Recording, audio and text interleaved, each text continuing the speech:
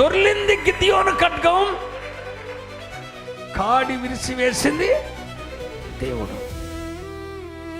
పనిచేసే గిద్యోను ఖడ్గాలుంటే కాడి విరిచివేసే దేవుడు ఉంటాడు. పనిచేసే గిద్యోను ఖడ్గాలుంటే కాడి విరక్కొట్టే దేవుడు పనిచేస్తూనే ఉన్నాడు. బరువు కాడి ఇరక్కొట్టే దేవుడు పనిచేస్తూనే ఉన్నాడు.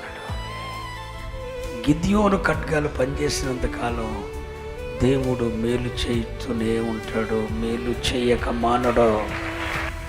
గిద్యోను ఖడ్గం ఎక్కడ పని చేస్తుందో దేవుడు అక్కడ కదలాడుతుంటాడు.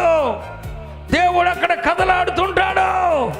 గిద్యోను ఖడ్గం పనిచేసిన కాడ దేవుడు పనిచేస్తాడు.